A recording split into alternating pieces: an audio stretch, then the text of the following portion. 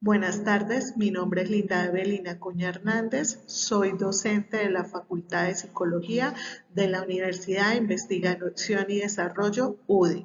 Soy psicóloga, especialista en psicología clínica y magíster en neuropsicología. El día de hoy para nuestra microclase vamos a hablar sobre el proceso de memoria.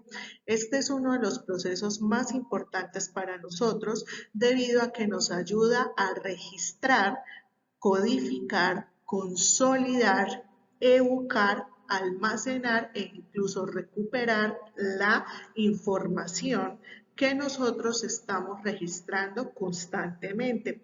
¿Qué quiere decir esto? Que al ser uno de los procesos básicos, va a estar obviamente muy relacionado con el proceso de atención, pero también con el proceso de aprendizaje. De hecho, se dice que tanto el proceso de memoria y aprendizaje son constantemente relacionados entre sí porque uno funciona a la par del otro. Yo aprendo, memorizo, yo memorizo y aprendo. Se dice que en los estudios que se han realizado con relación a este proceso, Donald Hell, que fue uno de sus mayores investigadores, encontró que cuando se hace un recuerdo a nivel neuroanatómico se forma algo que se llaman circuitos reverberantes. ¿Qué quiere decir esto? Que cuando yo he hecho un recuerdo se activa una neurona, que esa neurona se va a unir a otro conjunto de neuronas y van a formar un circuito reverberante. Es decir, cada vez que yo vaya a acceder a esa información o vaya a evocar o vaya a modificar esa información, ese circuito se va a activar.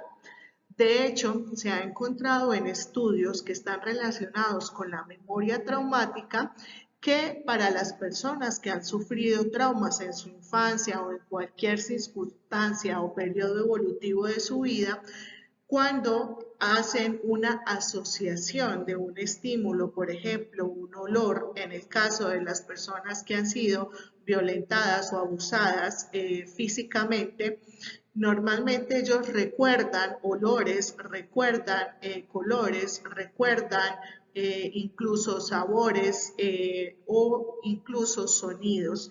Y eso hace que se activen esos recuerdos. Digamos, si yo estoy aquí sentada en clase y el profesor ese día trajo una colonia que me evoca o me va a hacer evocar, por ejemplo, ese evento traumático, lo que va a hacer es que ese circuito reverberante se va a activar y me va a llevar al instante donde sucedió ese episodio.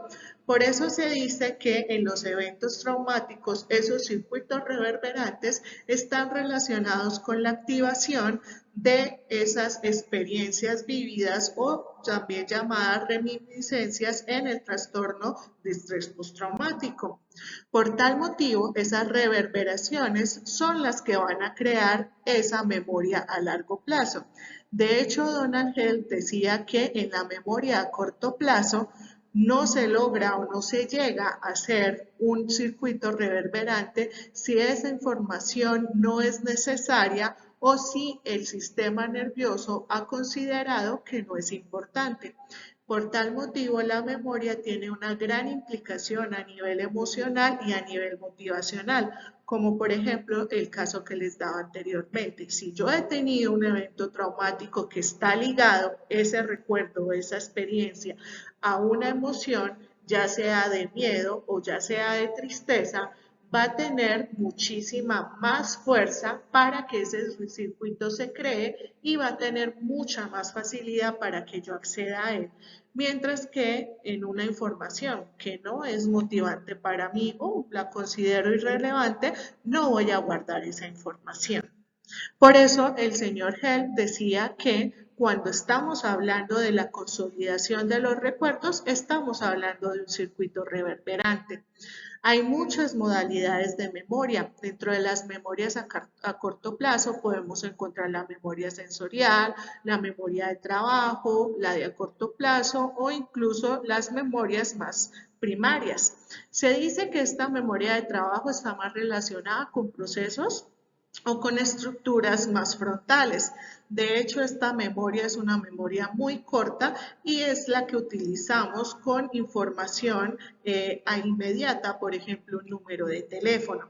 Lo mismo pasa con la memoria sensorial. Nosotros estamos constantemente recibiendo estímulos a nivel auditivo, a nivel visual, ¿cierto? Incluso táctil o gustativo u olfativo, pero no quiere decir que todas esas esencias o todos esos estímulos a nivel sensorial lo guardemos. De hecho, no es así. Solamente si hay un gran impacto a nivel emocional o si en realidad lo considero necesario, lo guardo. De hecho, lo descarto. Y tenemos las modalidades a largo plazo que vamos a encontrar las de tipo declarativo, que son memorias voluntarias, es decir, memorias que están relacionadas más con la conciencia.